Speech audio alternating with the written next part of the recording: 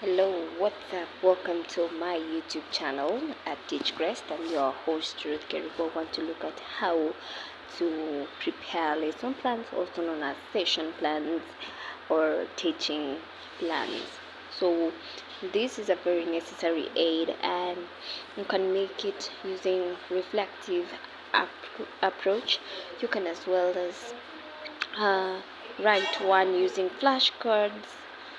Then you can make a lesson plan using the simpler methods that you'll be seeing shortly.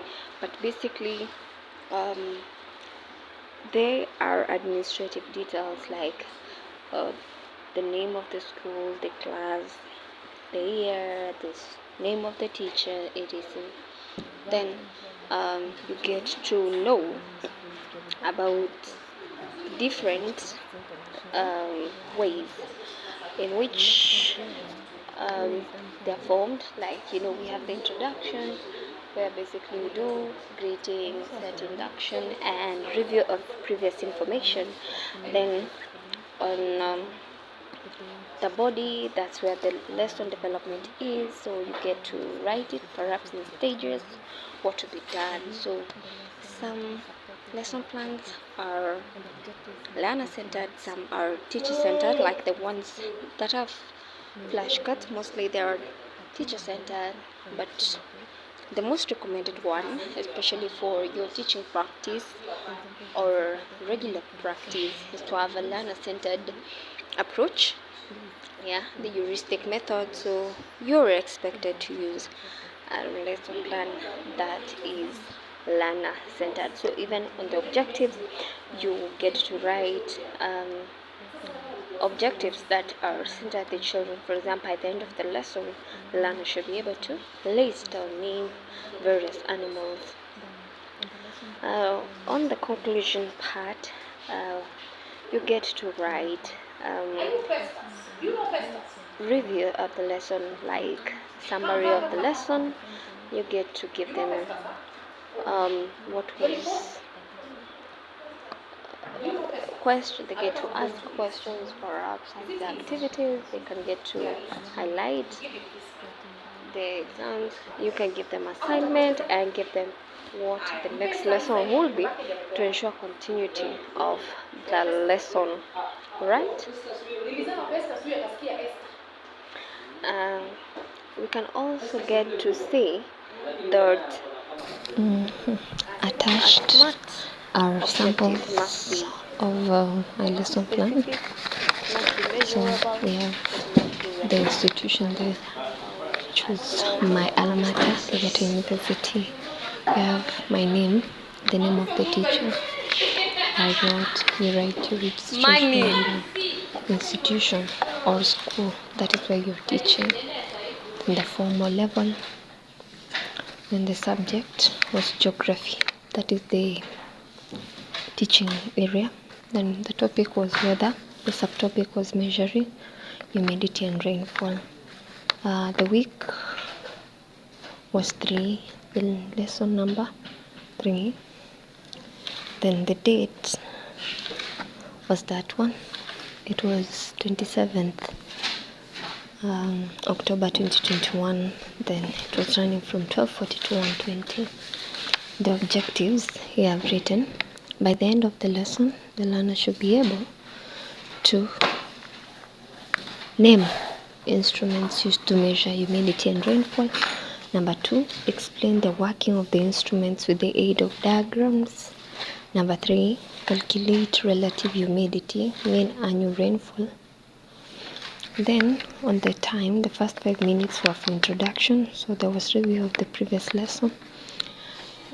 The learning activities was asking and answering questions.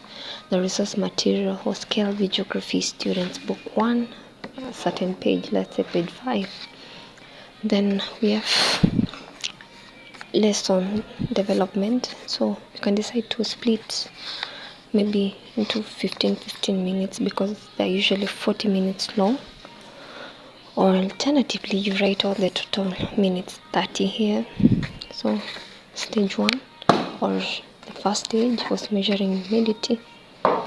The second stage, or the next 15 minutes, was to measure rainfall, the content, the learning activities, taking and making notes, measuring and recording the findings, calculating the total annual rainfall, total annual rainfall. We have monthly total rainfall and relative humidity. We have the resources. You can see that 1, 2, 3. You must write at least 3 references, and you can decide to use any of the referencing styles like APA style. We have MLA, we have Chicago. You choose. Then you write the materials, like here we'll need a rain gauge, wet bulb, dry thermometer. If there's a resource person, you get to write. Then the last 5 minutes are for conclusion. So the summary of the lesson, assignment on calculation and drawing the instruments, next lesson on air pressure and measurement.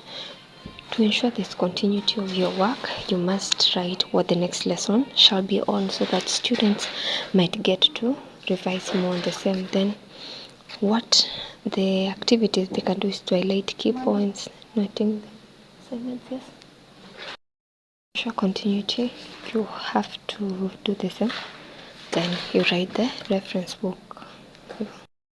So you can see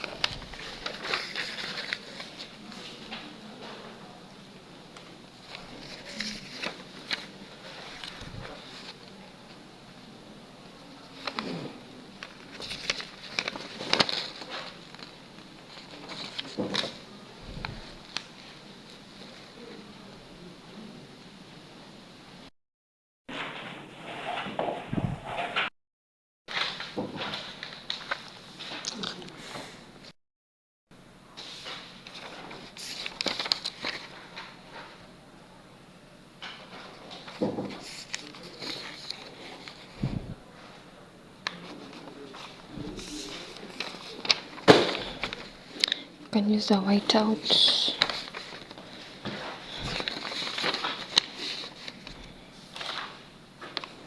So you can see how I split.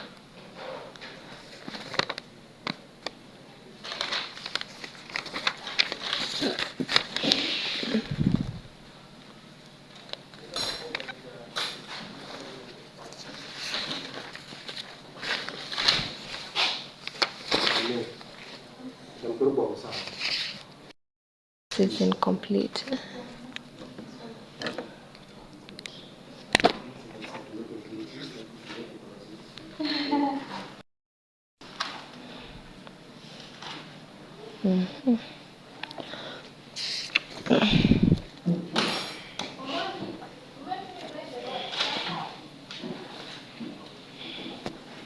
So that's how it should look.